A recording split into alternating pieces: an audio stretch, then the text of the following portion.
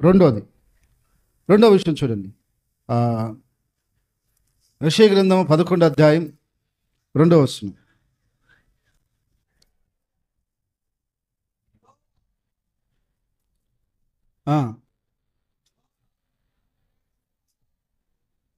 యెహోవా ఆత్మ జ్ఞాన వివేకములకు ఆధారమగు ఆత్మ. ఏంది? ఆలోచన బలమునకు ఆధారమగు ఆత్మ. చూడండి, పరిశుద్ధ ఆత్మ ద్వారా దేవుడు మనకి ఆలోచన ఇస్తాడట. దేని ద్వారా? పరిశుద్ధ ఆత్మ ద్వారా. లేక ప్రేరేపణ ఇస్తాడు. దేని ద్వారా? పరిశుద్ధ ఆత్మ ద్వారా. పరిశుద్ధ ఆత్మలో నుంచి దేవుడు మనకు ఆలోచన ఇస్తాడు. అది మీకు అర్థమయ్యేదానికి ఒక ఎగ్జాంపుల్ చెప్తాను. ఒకరోజు ఏం జరిగిందంటే, మన దగ్గర జరిగిన ప్రాక్టికల్ విషయం చెప్తా. యామలపాలెం నుంచి ఒక ఫ్యామిలీ వచ్చారు. మన సహోదరుడు దాస్ తీసుకొచ్చాడు. వాళ్ళు ఫస్ట్ మనుబోలుకు పోయిచ్చున్నారు. అక్కడ మళ్ళా చెట్టు కాలేదని మళ్ళీ ఆగిపోయి గమ్గా అయిపోయింటే, అటు కాదు మా మందిరానికి రండి అని చెప్పి మన దగ్గర తీసుకొచ్చాడు. ఈయన తీసుకొచ్చిన తర్వాత 3 రోజుల మందిరంలో ఉన్నారు వాళ్ళు. 3 రోజులు బాగానే ఉంది. నేను మధ్యలో వస్తుండా, ప్రార్థన చేస్తుండా, పోతుండా. ఆ అమ్మాయికి బాగానే ఉంది. ప్రాబ్లం ఏంటంటే, ఒకటే దగ్గు అమ్మాయికి. హాస్పిటల్ చూపించిన తగ్గటంలే. సరే, హాస్పిటల్ తగలేదు కదా, ప్రార్థన చేసి తగ్గదని వాడికి పోయి వచ్చారు వాళ్ళు. కానీ అట్లే ఉందని మళ్ళీ ఆగిపోతే ఎక్కడికి తీసుకొచ్చాను. కానీ ఏడ పెట్టుకున్నాను చెప్పు దగ్గర రాల. ఏడా? మందిరంలో ఉంటే. మళ్ళీ సరే నేను దగ్గరలో ఆగిపోయింది కదా చెప్పేసి వాళ్ళని ఇంటికి వెళ్ళమన్నా. వెళ్ళిపోయారు. తెల్లారు ఏమని చెప్తున్నారు, మళ్ళా దగ్గతానే ఉంది, దగ్గే బాగాలేదు చెప్తున్నారు. ఇదేంది, ఇది విచిత్రంగా ఉంది. ఎక్కడున్నాను చెప్పేమో దగ్గరాల, ఇంటికి పోతే దగ్గు వస్తుంది.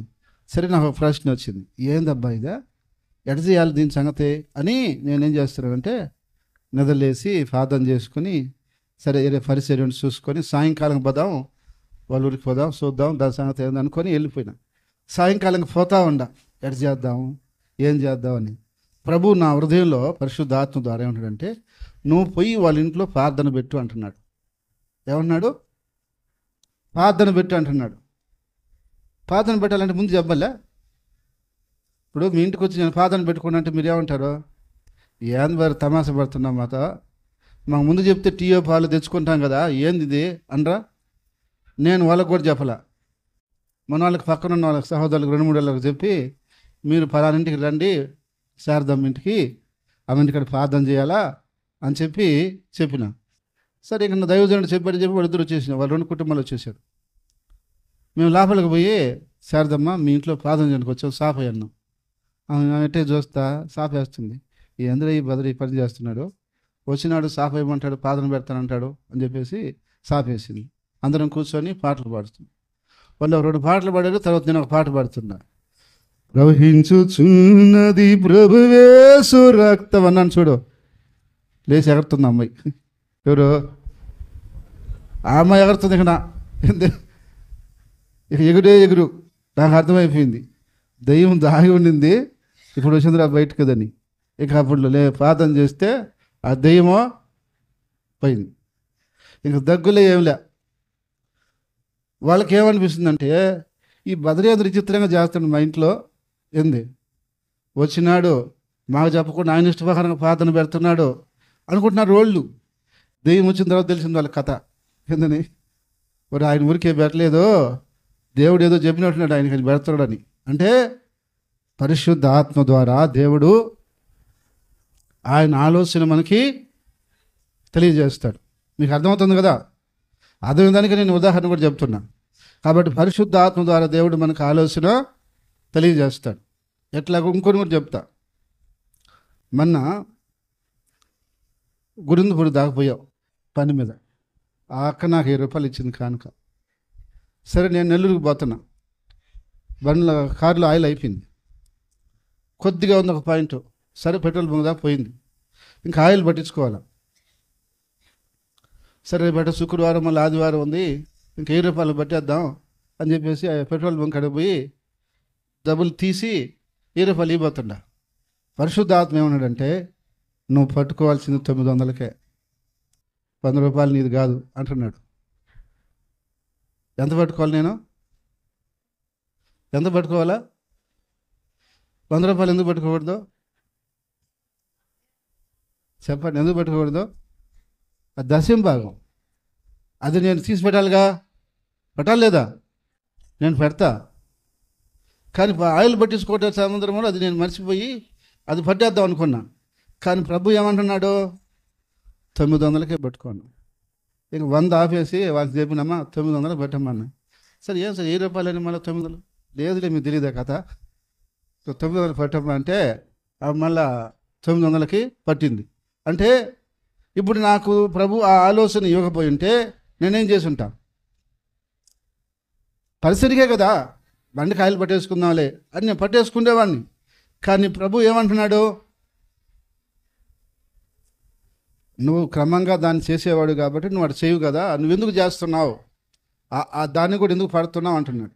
అప్పుడు నేను లోబడాలా లేదా? నేను లోబడేవాడిని కాబట్టి లోబడ్డాను. ఒకవేళ మీతోనే దేవుడు అలా చెప్తే మీరేం చేస్తారు? అమ్మా, మీకు ఎవరో 500 ఇచ్చారమ్మా, గిఫ్ట్కి ఇచ్చారో లేకపోతే కూలి ఇచ్చారో ఏమన్నా ఇచ్చారో అనుకుందాం. మీరు ఖర్చు పెట్టుకోబోతున్నారు. దేవుడు ఏమ్మా 50 రూపాయలు ఇవ్వాలి కదా, ఏం మందులు అన్నాడు అనుకో, అప్పుడు ఏం చేస్తారు?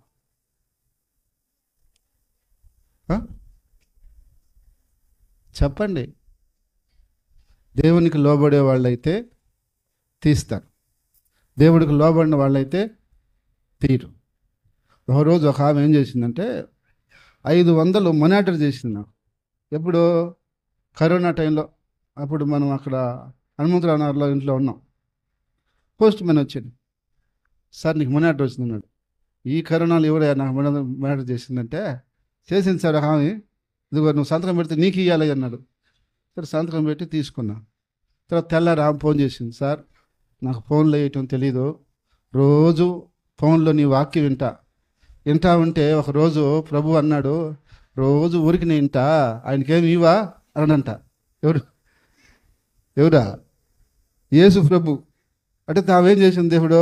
అవును ప్రభా, ఆయన రోజు చెప్తున్నాడు వాక్యం, నేను రోజు వింటున్నాను ఫోన్లో, ఆయనకి ఏమి ఇవ్వలేదు అని చెప్పి ఆంకాడ 500 ఉందంట. పాపం 500 తీసి పోస్ట్ ఆఫీస్కి పోయి దాన్ని మనీ ఆర్డర్ చేసింది. ఆమె ఎక్కడో ఉంది, నేను ఎక్కడో ఉండా. దేవుడు ఆమె చెప్తున్నాడు ఏమని? నువ్వు రోజు ఊరికి నేను వింటున్నావు కదా, నా దాసుని నువ్వేం పంపించవానని. ఆమె ఏం చేసింది? లోబడి, ఆమె ఫోన్పే చేయటం కూడా తెలియదంట. పెద్ద పోస్ట్ ఆఫీస్కి అది పనిగా పోయి అసలు మనకి ఆడ ఫోన్లో వస్తలా అది చూపించి అడ్రస్ అది మనీ ఆర్డర్ చేసి పంపించింది. అంటే ఎందుకు 500 గొప్పగా చెప్తున్నా అంటారా మీరు? దానికోసం చెప్పలే నేను, ఆమె దేవునికి ఎలా లోబడిందో చెప్తున్నా. ఏంది? ఆమె దేవునికి లోబడింది. అదేవిధంగా మనకు కూడా దేవుడు హెచ్చరిస్తాడు, పరిశుద్ధాత్మ దేవుడు. కానీ కొందరు లోబడతారు, కొందరు లోబడరు.